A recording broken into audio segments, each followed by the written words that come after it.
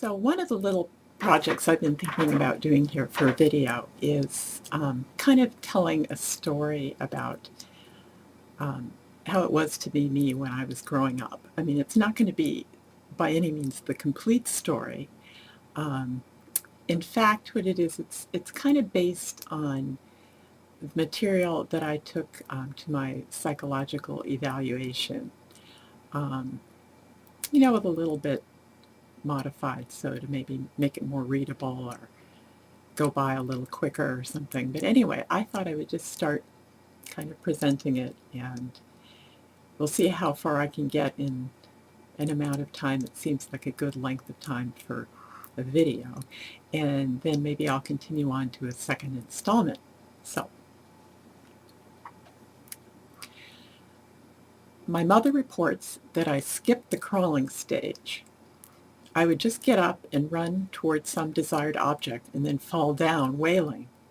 I tended to push away from my parents, and I didn't like to be hugged or cuddled. Being touched by them made me feel embarrassed and indignant. I was an overly sensitive child, often crying and blushing a lot. I was a very picky eater, and at one point only eating canned peaches, green beans, and cottage cheese. I cried most days throughout grade school. I fervently wished to never become an adult. That was a large concern for me, a major theme during my childhood. I believed that in becoming an adult, I would lose my freedom, and my freedom seemed to be extremely important, maybe the most important thing there was.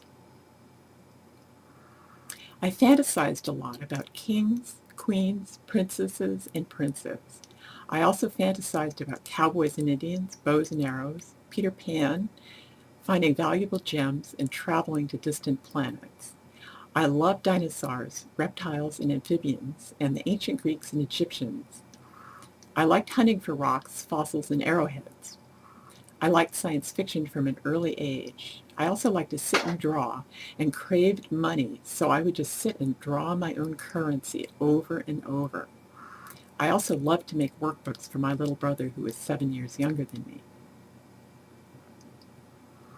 I went to a total of 12 schools up through high school. I was always the odd kid out, often chased and harassed by the other children.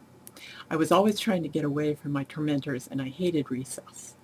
I had numerous crushes from an early age. My first crush around age 4 or so was on a neighborhood kid, Brett.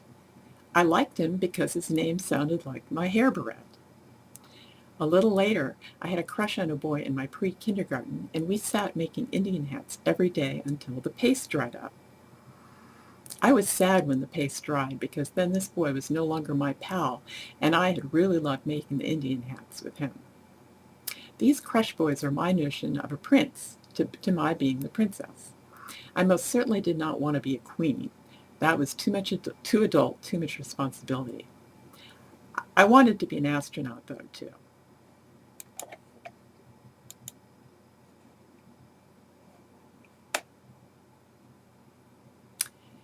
In school, I had a terrible time in dance class and gym. I didn't seem to have the strength or coordination of the other kids, and I couldn't learn the dance moves. In one school, we had regularly scheduled square dancing class, which I dreaded. Being tall, I was always stuck with the only tall boy, who was also somewhat of an outcast. I even managed to get a crush on him for a while. The whole thing was extremely embarrassing.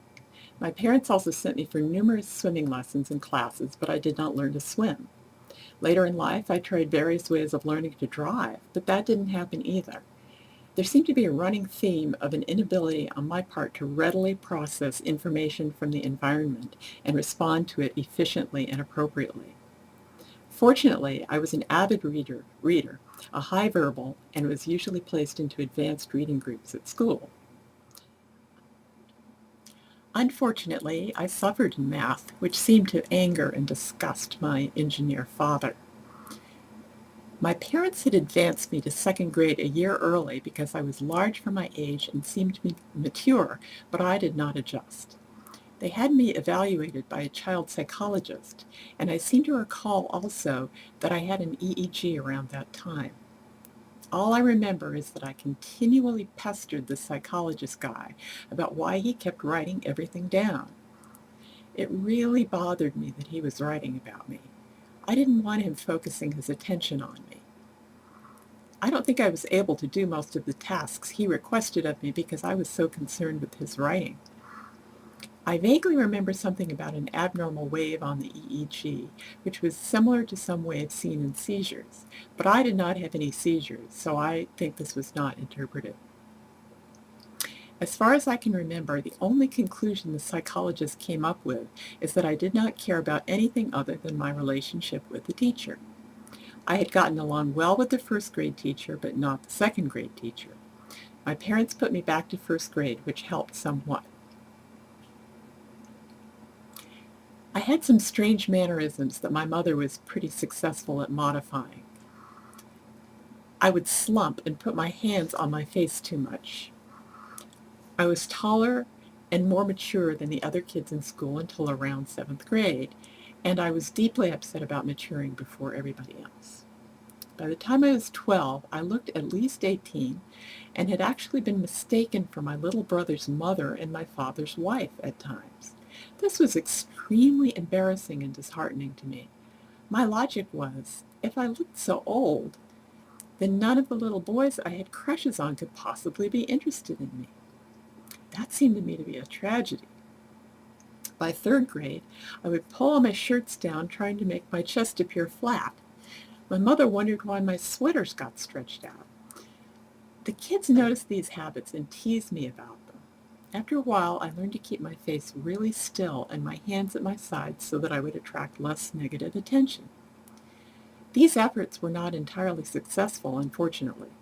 At one point, around 5th or 6th grade, an I Hate Jean club sprang up among the popular kids at school. They would write, "I hate Jean," in ink on their palms and inscribe it inside their desks with the sharp end of a compass. The signal for this club was to put 2 fingers at the side of the mouth and nose, like I apparently did frequently, and say, oh Jean," while tapping the fingers.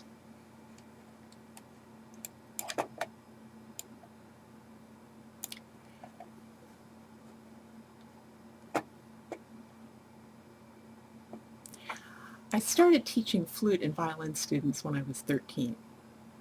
At 13, I looked at least 18 and was somewhat prodigious at flute, and I really enjoyed teaching. I would sometimes keep students for several hours going over and over the difficult passages in the music. I was extremely focused when teaching. At the age of 16, I left home to go to music school. I had been desperate to go away to music school for several years. I longed to escape the constraints of the Nowheresville town where I lived. I spent hours each day poring over school catalogs. I hated regular school, with the useless pep rallies and cliques, anxieties and embarrassments. Finally, I convinced let me go to music school for the last 2 years of high school.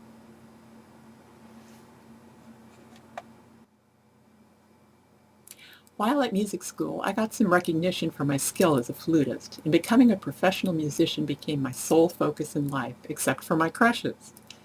I had very bad stage fright, though. Also, I had a problem with not being able to play well unless I had practiced for 4 or 5 hours that day to warm up. Some days I would wake up and the flute would feel like a foreign object that I had to completely relearn again, at least in terms of the fine motor responses required. I was quite rigid about staying on my practice schedule. At one point, they had closed off the student union building for some social dance that I had no interest in, and blocking my way to the practice rooms. In frustration, I began to kind of gingerly kick at a glass door, and it broke. I returned to my room, and a bit later, the security guys came to my door and gave me a talking to. I was never a violent, temper-driven kind of person, but I resented anyone from preventing me from practicing, especially for a stupid prom that I wanted nothing to do with. I developed a major crush on my accompanist, a boy who was 3 years younger than myself. He was very grown up for his age, a very good pianist, and a number of girls at the school had crushes on him. This was the first time I had a crush who was actually a friend, too, unless you count the Indian hat dried paste boy. This boy my accompanist, often ate meals with me in the cafeteria, and we watched TV in our dormitory lounge.